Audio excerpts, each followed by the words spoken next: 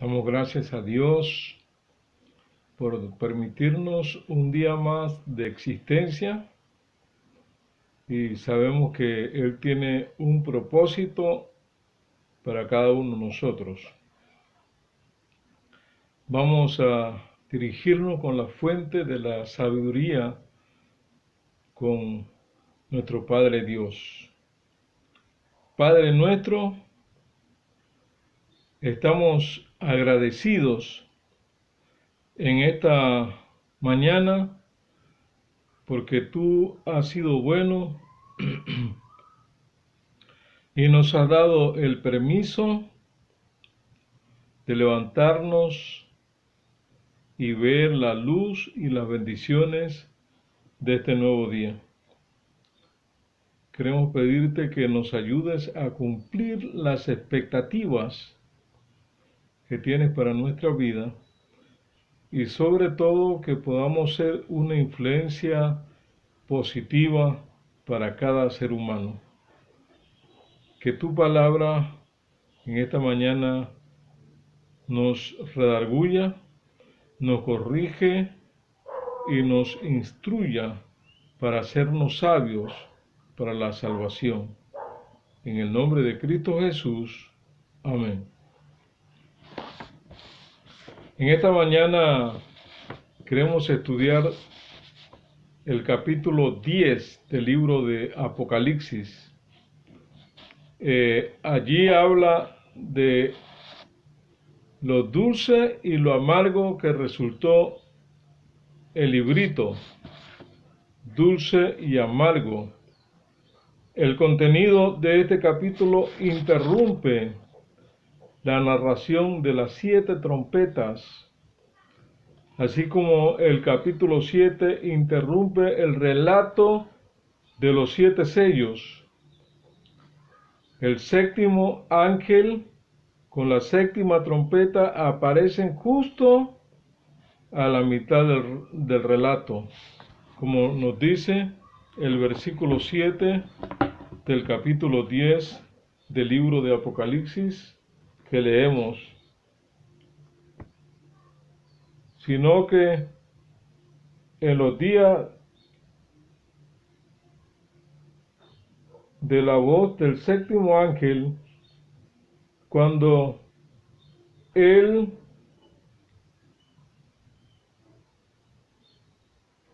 esté por tocar la trompeta, el misterio de Dios se cumplirá y como él lo anunció a sus siervos los profetas. El capítulo empieza con otra resplandeciente descripción del Señor. En los capítulos 4 al 9, Juan comparte la visión que se le mostraron en el cielo. En el capítulo 10, Juan está de vuelta en la tierra y describe a un ángel poderoso que desciende del cielo a la tierra. La trompeta nos lleva a través de la historia el tiempo del fin. Ahora Juan detiene momentáneamente la sucesión para atraer nuestra atención a un evento particular de gran importancia en estos últimos tiempos. Este evento sucedió no hace mucho tiempo. Queremos ver el bosquejo que presenta en el capítulo 10. Primero, el ángel poderoso con el libro. Segundo, los 7 truenos y el juramento. En tercer lugar, el toque de la séptima trompeta. Y en cuarto lugar, el acto de comer el librito. El versículo 7, el ángel significa mensajero. Es un poderoso mensajero El ángel no es otro que el mismo Señor Jesús. En la nube del capítulo 1 y el versículo 7, he aquí que viene en las nubes y todo ojo le verá. El arco iris del capítulo 4 y el versículo 3, el brillo como el sol. Y en el capítulo 1 y el versículo 16, los pies como columna de fuego. En el capítulo 1 y el versículo 15 ya se había aplicado todo a nuestro Señor Jesús. En Daniel 7:13, Jesús envuelto en una nube llega hasta el Padre. Jesús vendrá en una nube, dice el capítulo 24 y el versículo 30. Ezequiel vio un arco iris rodeando al Señor en el capítulo 1 y el versículo 28. En la transfiguración el rostro de Jesús brilló como el sol. Eso lo encontramos en Mateo 17:2. La columna de fuego que dirigió al pueblo de Israel la encontramos en Éxodo 13 y 14. Era Cristo en 1 Corintios capítulo 10,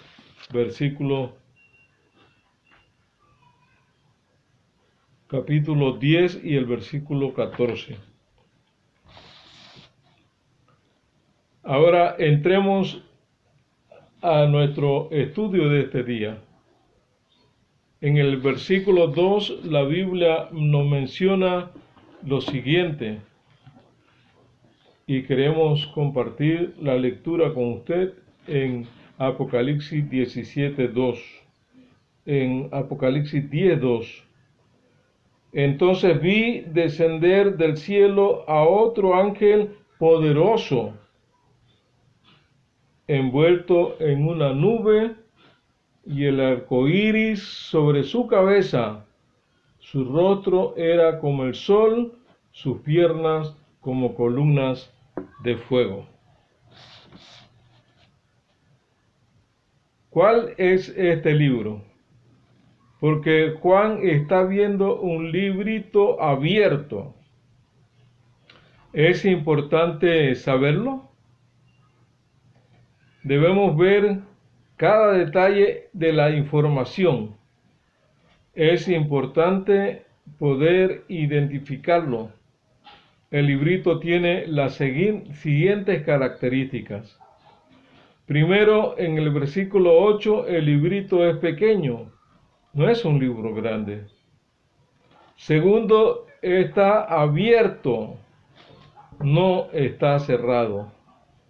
En tercer lugar, al estudiar, primero fue dulce como la miel en el versículo 9 y el 4, después la dulzura se volvió amarga en el versículo 10.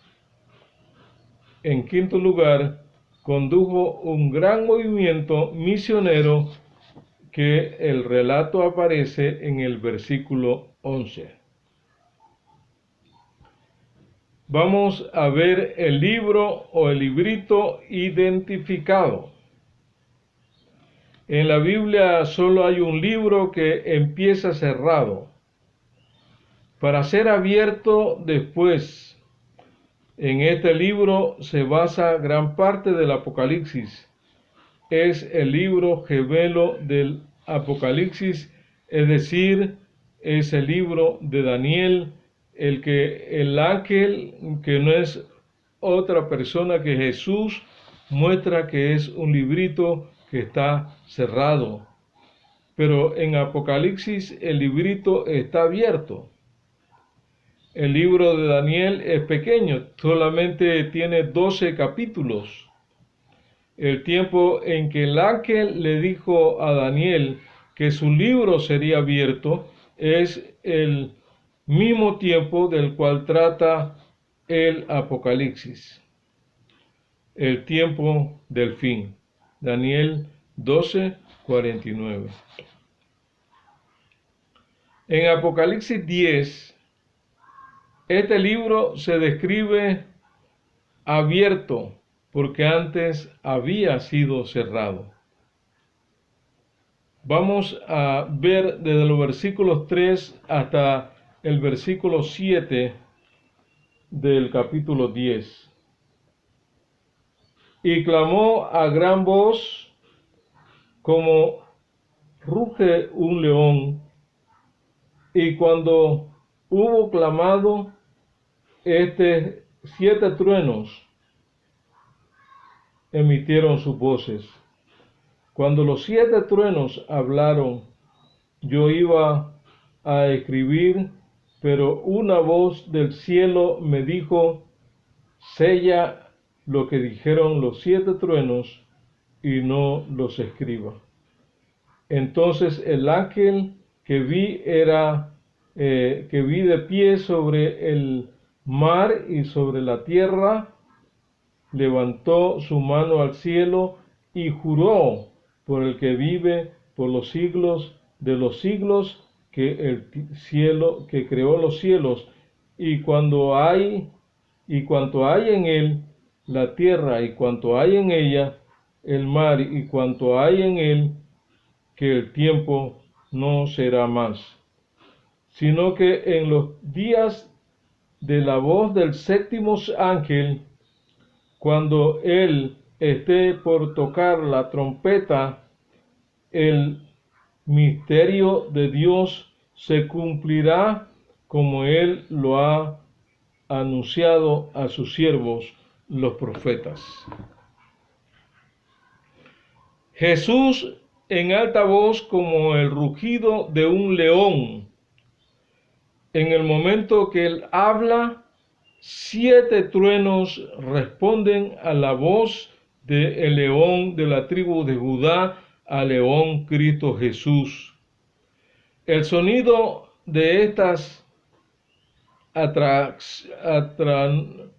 atronaciones impresionó tanto a Juan que se apresuró a escribir para no olvidar ninguna palabra, pero recibió la instrucción a no registrar nada, que solamente le pusiese un sello. El juramento en el versículo 6, después de los truenos, Jesús levantó su mano y expresó una solemne declaración: el tiempo no sería más. Ya no habría más profecías acerca del tiempo. Ya no habría más tiempo simbólico o profético. Las profecías acerca del tiempo de Daniel 8 y 9 llegan hasta 1844. Después de este año histórico, el mundo se apresurará hacia sus días finales. La historia, a menudo o a mediados del siglo XIX, estudiantes de muchos lugares empezaron a estudiar esta profecía de Daniel, como ya había iniciado el tiempo del fin. La gente empezó a entender la profecía. Se calculó que la profecía de las 2300 tardes y mañana, es decir, 300 años, terminarían en el año 1844 y que el mundo en esa fecha sería destruido. La expresión "el santuario será purificado" se entendió que el santuario era la tierra. Así interpretaron que la purificación de la tierra en la segunda venida de Cristo, ya que en esta ocasión el mundo sería destruido, como dice la Biblia, con fuego. Muchos predicadores y ministros cristianos en la década de 1830, empezaron a predicar que Jesús vendría en el año 1844 después de Cristo y que el mundo sería destruido. Este es el movimiento que pasó a la historia como el movimiento milerista o movimiento del advenimiento. Miles de personas se prepararon para recibir a Jesús en su segunda venida, es decir, el 22 de octubre del año 1844. ¿Qué espera? ¡Qué emoción!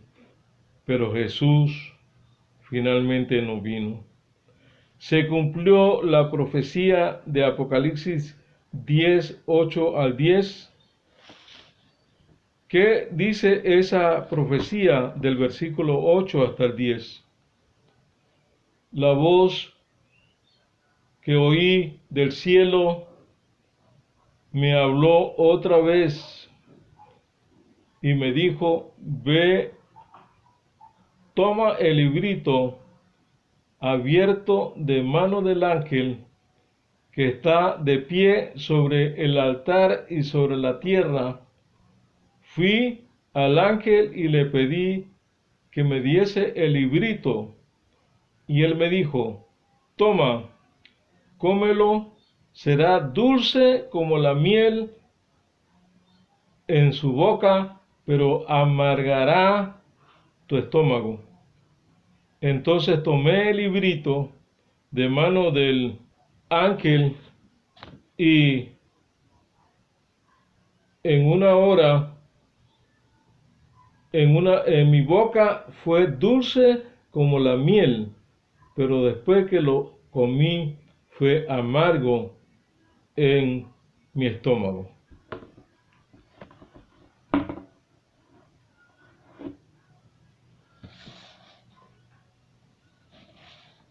Dulce en la boca, pero amargo en el vientre.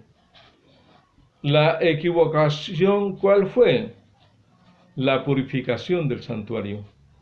No era la tierra, era la purificación del santuario celestial, como dice el capítulo 9 y el versículo 23 del libro de Hebreos. La fecha era correcta. El evento fue que se equivocaron. Jesús iniciaría el ministerio en el lugar santísimo del santuario celestial. De esa forma lo purificaría. Todos se preguntaron por qué. Todos esos fieles fueron el hazme reír de todo el mundo. ¿Cómo se podía explicar ese amargo incidente? La profecía se cumplió. Era necesario, sin embargo, que se cumpliese Apocalipsis 10 y el versículo 11. Y ese texto nos dice lo siguiente: y él me dijo, es necesario que otra vez profetices a muchos pueblos, naciones y lenguas. Allí contemplamos que no necesitaban esperar o desesperarse. El incidente había sido anticipado por la profecía. Así surge la Iglesia Adventista del Séptimo Día. Con un mensaje mundial, la misión era clara. Con frecuencia nos volvemos descuidados. Somos como el hombre de la parábola que dijo: mi Señor tarda en volver. No necesito preocuparme, falta mucho tiempo. Pero ¿habrá mucho tiempo en realidad? ¿O estamos a las puertas, en las postrimerías de la venida del Señor Jesús? no mira a su alrededor, Él viene pronto y su galardón también viene con Él para entregárselo a cada uno de los que aman y esperan su venida.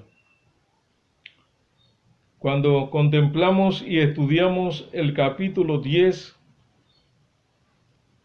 descubrimos la biografía de un pueblo, y es el pueblo remanente que siguió los 7 periodos proféticos: Éfeso, Esmirna, Pérgamo, Tiatira, Sardi, Filadelfia y la Odisea.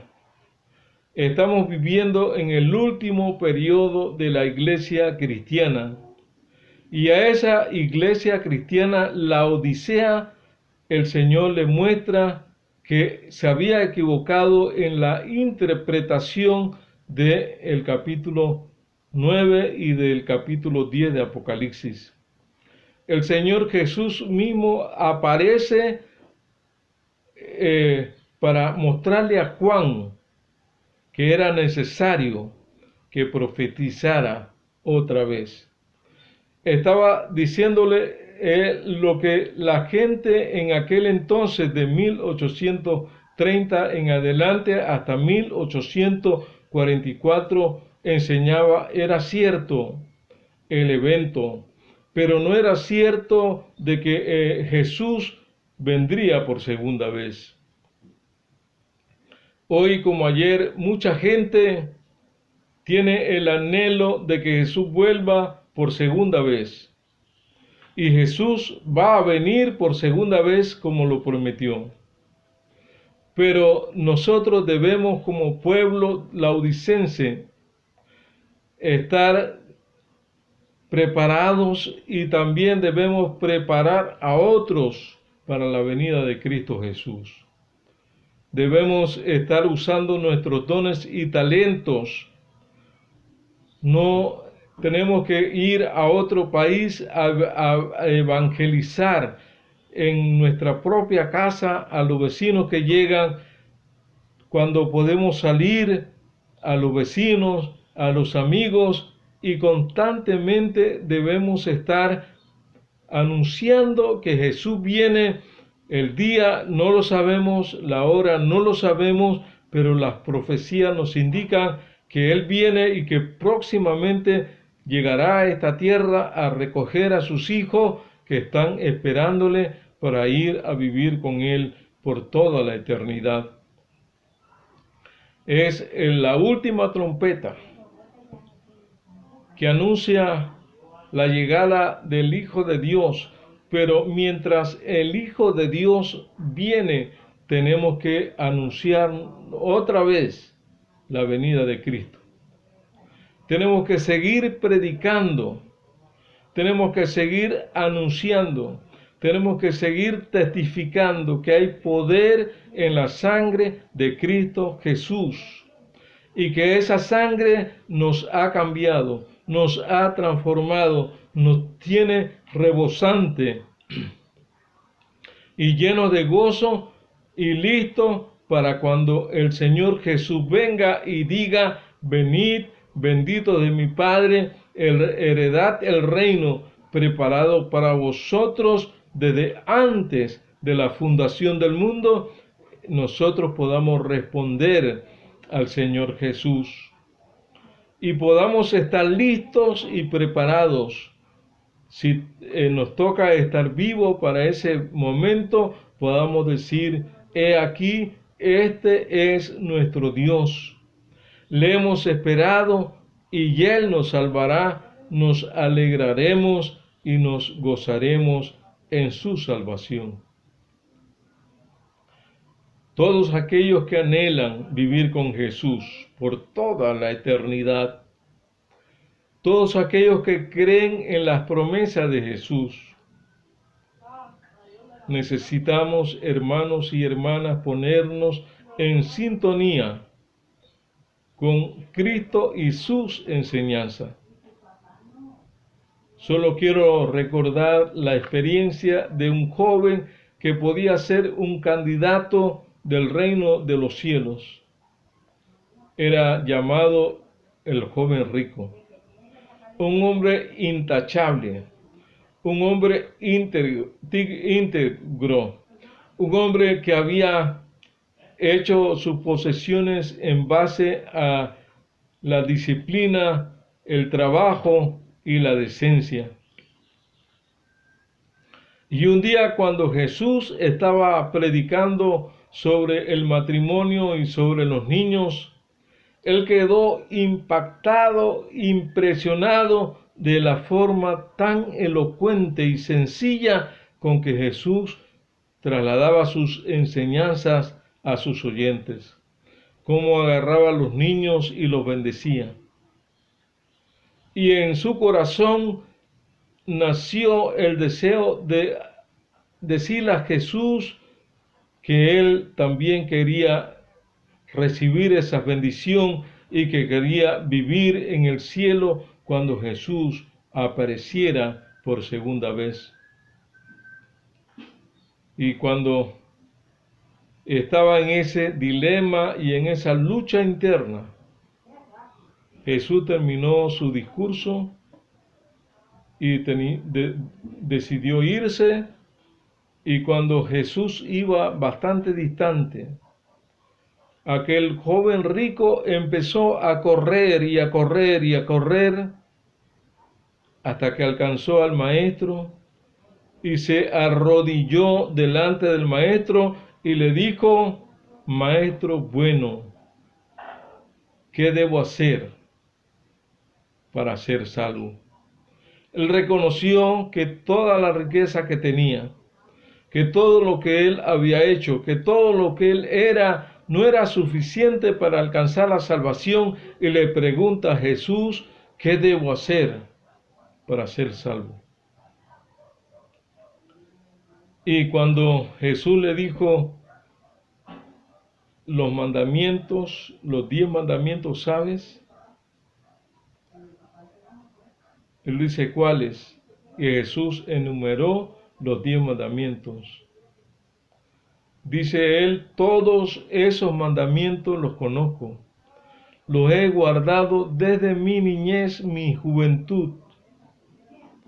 Él sabía que le faltaba algo y le pregunta a Jesús: ¿qué más me falta? Jesús le dijo: una cosa te falta. Ve y vende lo que tienes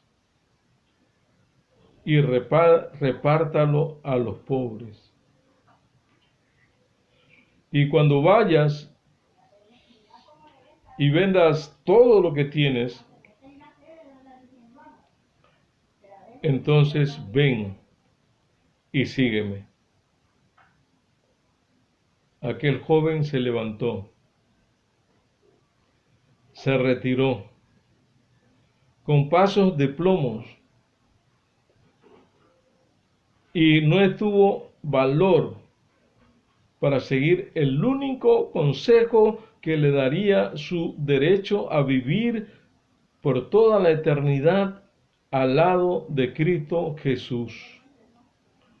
Él tenía el derecho, pero le hacía falta la idoneidad para vivir en el cielo. Y cuando Jesús le reveló que lo que él debía hacer era vender todo, era amar a su prójimo como a sí mismo, con paso de plomo se retiró de la presencia de Cristo Jesús y tristemente nunca más se supo la historia, relató más la vida de este joven. Un joven prominente, un joven inteligente, educado, que corrió, que rompió los prejuicios, que se arrodilló delante de Jesús. Sin embargo, él no estuvo dispuesto a dar el único paso para vivir con Cristo Jesús por toda la eternidad. Hoy como ayer hay muchas personas cristianas que aman a Cristo, que anhelan hacer la voluntad del Señor, pero cuando Jesús le dice una cosa te falta, tú sabes que te falta. Hemos hecho hincapié en que debemos hacer lo mismo que el Señor Jesús hizo y le dijo al joven rico, debemos guardar su mandamiento porque ese es un requisito para vivir con Cristo Jesús por toda la eternidad. No guardamos los mandamientos para ser salvos, los guardamos con amor, con gozo y con alegría porque hemos sido salvos a través de Cristo Jesús. Una cosa te falta. Tú sabes qué cosa te falta y en esta mañana Cristo Jesús quiere darte la seguridad de que tú vivirás con Él por toda la eternidad si estás dispuesto a arrodillarte, agarrarte del manto de Jesús y decirle y confesarle al Señor, Señor, esto que me falta, yo quiero que tú me lo des porque yo quiero a toda costa vivir contigo por siempre. Hermano y hermana, el joven rico no estará entre los redimidos en la segunda venida de Cristo Jesús. Igual que el joven rico con todo el conocimiento y con la cátedra del Pentateuco, del libro de la ley, del Antiguo Testamento, no irá a vivir con Jesús, y muchos tienen una cátedra en el Antiguo Testamento, en el Nuevo Testamento, pueden decir cuántos libros hay, cuántos libros son proféticos, cuántos libros son históricos, y tienen mucha teoría. Pero el Señor no quiere que vivamos de teoría, que vivamos la palabra, que es viva y eficaz y más cortante que una espada de dos filos, que penetra hasta partir el alma, las coyunturas, los tuétanos, y que discierne los pensamientos y las intenciones del corazón. Vamos a pedirle al Señor en esta mañana tan exquisita que nos ilumine en la comprensión cada día de lo que Él quiere que hagamos, porque siempre es y será lo mejor para nuestras vidas. Padre nuestro, en esta hermosa mañana te damos gracias. Gracias porque tu palabra es sencilla. Tu Espíritu Santo nos puede ayudarla a comprender. Tenemos una gran responsabilidad y es predicar otra vez porque todavía el día de tu venida no ha llegado y queremos que tú vengas y queremos que nos lleves a vivir contigo por siempre. Y no solamente queremos que nos lleves, sino queremos ser el instrumento, el canal para que muchos otros en nuestra vecindad, en nuestra comunidad, en nuestro país, en nuestra provincia, en nuestro sector, a través de los diferentes medios, a través del YouTube, a través de una vida consecuente, podamos señalarle a otros que el Señor Jesús está próximo a venir y solamente falta que toque la séptima trompeta, el último sello. Solamente hace falta que el Señor salga del lugar santísimo y diga, consumado es. El que es justo, sea justo todavía, y el que no se ha preparado, lamentablemente terminó para él toda oportunidad, porque ya no habrá más oportunidad en el momento que salgas del lugar santísimo. Desde el 22 de octubre de 1844 ingresaste del lugar santo al lugar santísimo a realizar el juicio investigador, y muy pronto saldrás. cuando termines de que el último mortal o el último ser humano sea revisado, tú vendrás, tú saldrás para que se den las últimas señales, para que en ese momento se coloque el sello de preservación, el sello de protección en la frente de cada ser humano que te está esperando. Señor, en esta mañana te pedimos por todas aquellas personas que necesitan y están clamando para que un misionero con la palabra viva y eficaz llegue a su casa y les hable acerca del amor de Cristo Jesús. Te pedimos que si este medio no los alcanza, tú puedas enviar a alguien para que les hable de las buenas nuevas de que Cristo Jesús va a venir por segunda vez. Señor, en esta mañana oramos por todos los que están decidiéndose a través de tu palabra en buscarte, en consagrarse, en prepararse para ser idóneos para ese día glorioso cuando vengas. Gracias te damos por todo, por amarnos, por escucharnos, por perdonarnos y muchas gracias, Señor, por contestar nuestra oración. En el nombre que está sobre todo nombre, en el nombre de Cristo Jesús. Amén y amén.